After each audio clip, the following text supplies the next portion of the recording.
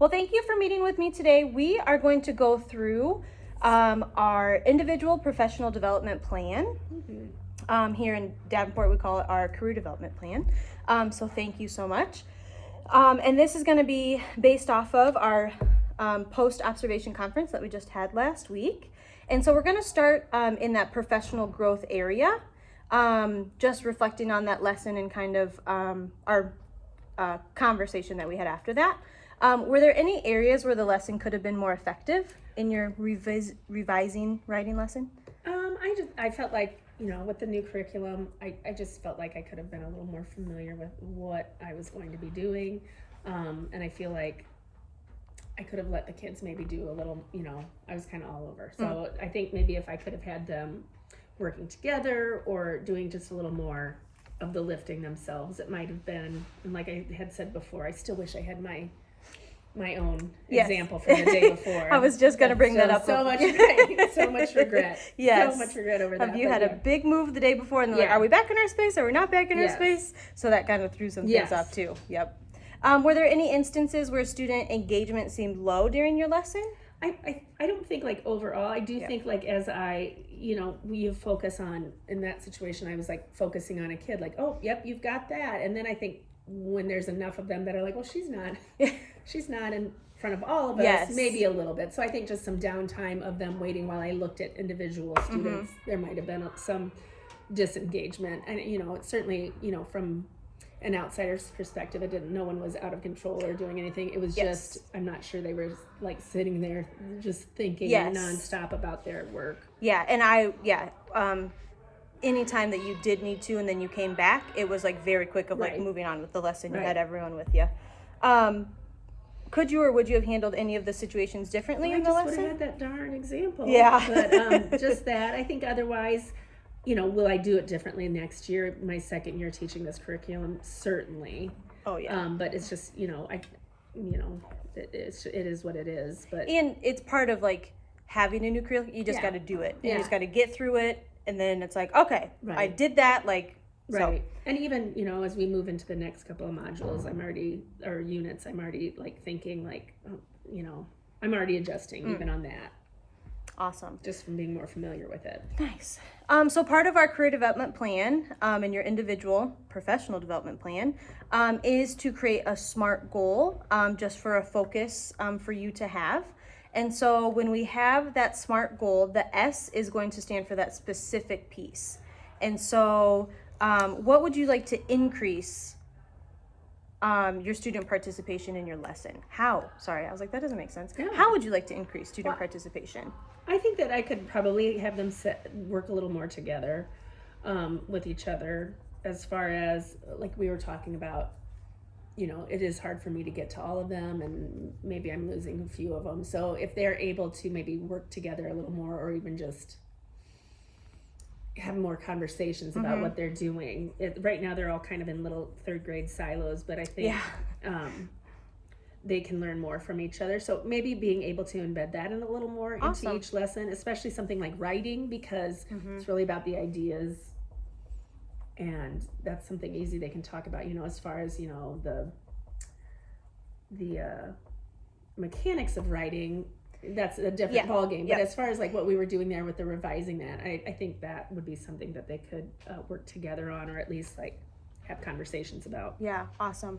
I was talking with the fourth grade team about student collaboration, and one of the teachers shared in like the why for the students to understand like having that collaboration. He shared that it helps us get our ideas out, so then we know what to put on paper. Yeah, and I was like, so that's a great little segue. What is the current level of student engagement during like your turn and talk opportunities in your lesson? I think just pretty typical to the age group. Like I have, you have strong kids that kind of take over if they have a partner that is more reluctant. Are they talking about what they're supposed to be talking about? Yes, but as fine as drilled down as they need to be. If we're talking about multiplication, they might be talking about multiplication, but maybe not the specific problem. If you're talking about writing, they might be talking about, my brain's kind of stuck on animals right now because that's what we're moving into. But, they're talking about animals, but are they talking about, like what are the characteristics, like that focused?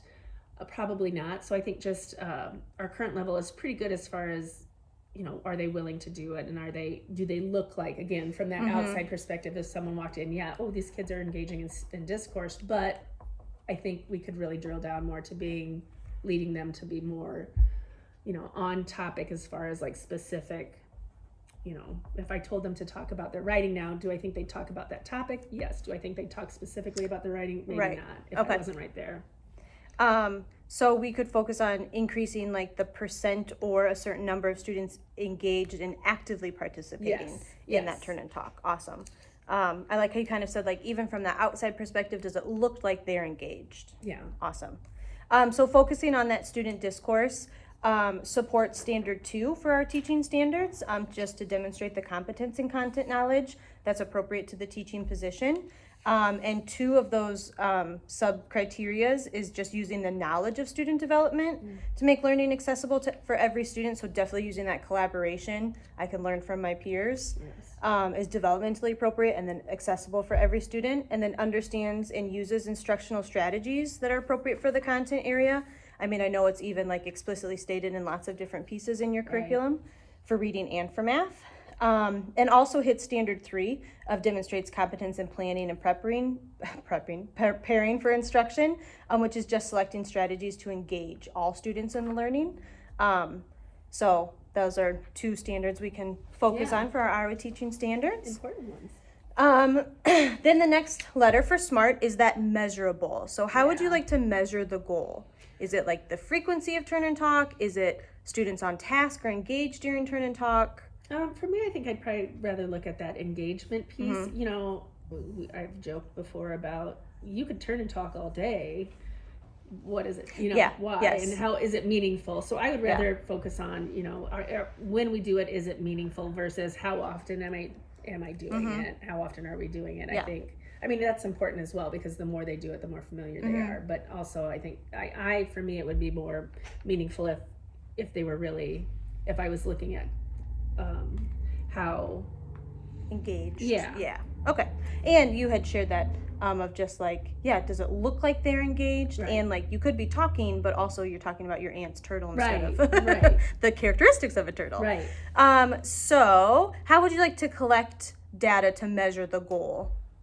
I think it would be easier for me to like focus on per child. So instead of saying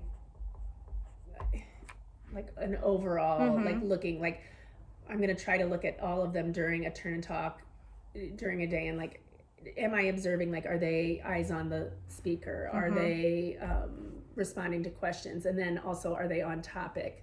I'd rather be able to like check off if each student is doing that, and maybe not in one, I probably could do it in one turn and talk, but maybe in one day. Yeah. Like today, during math, I'm going to check on half of you. Are you on topic? And then later on in the day, I'm going to check on whoever I didn't get to see if you are able to like kind of fulfill those expectations. So how many total students do you have? 22. Okay, so like you're thinking like out of 22, this many students. Okay, awesome. During this given day, we're perfect. on task or whatever.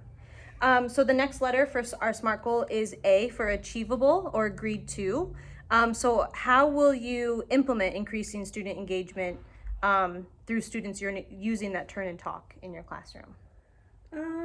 What are some things you can implement to well, I probably need to go over with them a little more specifically. I maybe am not always great about that, like specifically what I'm going to be listening for or looking for.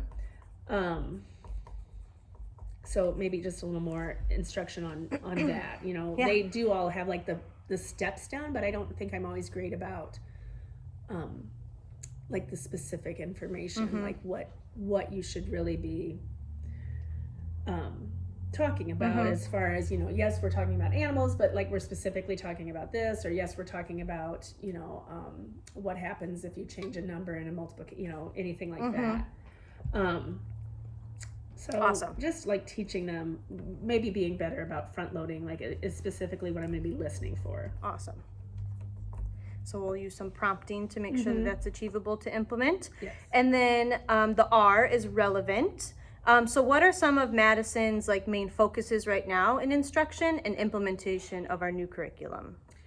You know, right now they're just kind of checking to make sure. It's always about fidelity. Like, am I following the teacher's manual? Am I looking for places within that already delivered structure, you know, to add, or if it's in there, to definitely do it.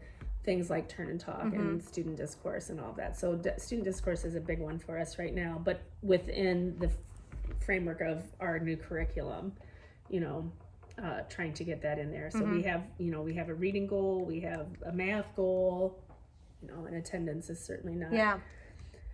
But if they're allowed to talk to their peers, that would, I mean, kind of gets to attendance too. But and the little piece we can control of attendance. Yes. Makes it a little more engaging. So yeah. So that's how that also relates to our Growing Excellence Plan. Awesome. Yes.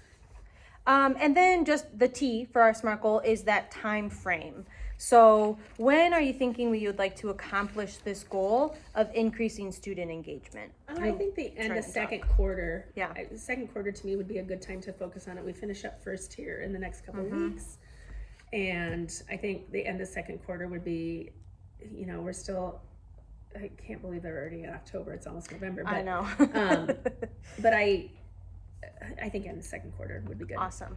And then just in collecting some of that data in that time frame, is that something that you would like to have like your own kind of like self checklist? Is that something you would like my support with in coming and just like, because you kind of said just like the simple. Yeah, I think I should be fine. I wouldn't mind Awesome. like some, you know, I do sometimes get bogged down with like a specific child or a specific group, but I think if I'm not under the gun of like during this lesson, I'm going to get to all 22 of you and make sure that you are having deep, intense conversations with each other, I think I should be okay. Yeah. But, you know, definitely if it gets to the point where I'm like, listen, so-and-so is really struggling with turn and talk, so I'm really spending a lot of time with this group.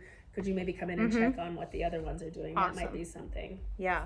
And like chunking when you're almost like assessing to make it manageable and not like, okay, another turn and talk because I didn't get to you 5 over there. Yeah. Awesome.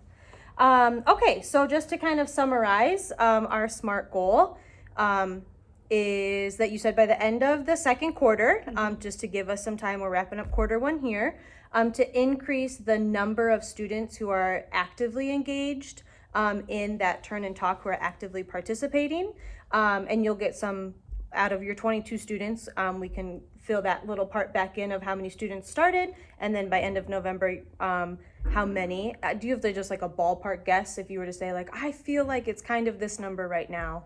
I would say probably half. If I'm really listening to what they're saying, does it look like more? Yes. Right. Like I would say it looks like probably 80% of my classes, but I would say probably if I were to be able to really listen in on each conversation, about half.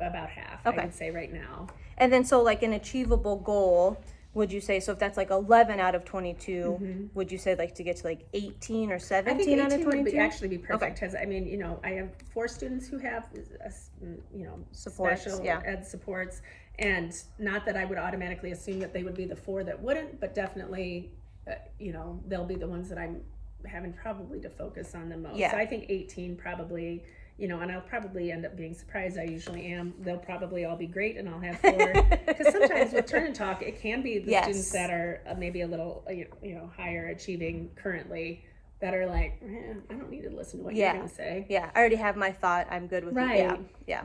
Awesome. And then just like even for those students who do have those IEP supports, just scaffolding that like using that's another one to go back to. Like I think it's good if we're going to do a different, not all the same thing, because certainly some of them, you know, hear math and can't do that. You know, or if we're talking about writing, well, I can't. You know, I have many of them look at you and say, well, I can't do that. And so then it really makes it tough to talk about it when that's their mindset. So if I'm able to switch it up with activities like, oh, this friend is more comfortable talking about math, I'm going to make sure I listen to this friend during math. That sort of thing. And seeing, okay, they have the skill, just, okay, this subject is a little bit tougher for me, so I might be not as engaged. Yeah. Awesome. And then we will use that measured by your, I mean, we can call it like a self checklist of you'll just kind of be checking in with groups. Awesome. So we'll go from about 11 out of 22 students to 18 out of 22 students by the end of the second quarter. I think too, like doing it this way is going to help me really drill down like on what kids are specifically having issues, because with absences and stuff, friends will be a different partners. So I think I'll be able to be like, who's Yes, which is right. the common denominator. Why is it always your partner that is not? Like, what is happening here? So I think it will be good because I'll be able to see, even if this student is able to do this, is there, a common denominator to like, oh, this friend, if I could really get this friend on and into it, that would help out whoever is their partner as well. Yeah. Because sometimes you do get drugged down with. Yeah. Yeah. And you get the little sweethearts faces that when you say turn and talk to, and they look at you like, oh, really? Do I have to? So I can maybe pinpoint that a little better. Yes. And focus, specific students I might need to focus on a little more. Awesome. And we talked about how you're going to measure progress towards your goal is that self-checklist. Same data collection method. You're going to just use that self-checklist, which seems like it's going to be a good fit. Yeah. How often, do you have like how often you want to implement turn and talks? Is there like... Oh, I mean, we do them daily. Daily. Awesome. Yeah. And then is there any like tangible evidence of implementing turn and talks that you can use in your classroom? You'd kind of talked earlier about using like just some specific expectations and look fors in prompting. Right. So I think I would have to, before we start, have to really drill down into what I'm looking for each specific one. So I think it'll be different. Yeah. With each, and maybe I write that on the checklist, like what were the 2 turn and talks. I mean, that wouldn't be hard to do, however many I did that day that I took data during, like, what were they talking about and what was I specifically listening for? That wouldn't be difficult to do. Awesome. I mean, if it's math, the turn and talks are scripted for us, so I really could just include what it was. Yeah. It's a little different. We're kind of doing our own for Amplify, but they're kind of scripted, but not as explicitly. So for those, I might need to just write it down. But for math, it's scripted. It's right there. Perfect. Are there any like challenges or obstacles that you anticipate in achieving your goal? Attendance. Yeah, attendance. Yeah, and were you here when I did it? And were you here enough to be able to talk about it? Yeah. So big barrier. But and it always. I am envious of people like that have really solid, this is my partner, I'm looking for that person, because ours changes day to day based on, well, so-and-so's not here or they're out of the room, or in some ways that's good because then they don't, they have to get comfortable with a variety of people, but it does make it's a little more challenging as far as, I think you were in here when I had to say, you move over here, move here, because it's like, I get tic-tac-toe, like, oh, this one's gone, so you've got to go here. And always figuring out who can work with who. Yeah. Are there any specific resources or support that you would need to effectively implement your strategies? No, I don't think so. Like, I just think, like I said, if I'm like getting bogged down with a specific group of kids, I might ask for help as far as, hey, come check. I'm really finding myself spending time with just this specific 6 kids during turn and talk because they just need so much support in it. Can you come eyeball the other, 14 or whatever, 15. Awesome. Well, thank you so much for your time today. No this was really nice to I think it'll be get good. this in like a specific SMART goal for us and help our focus. So thank you so much. I appreciate it.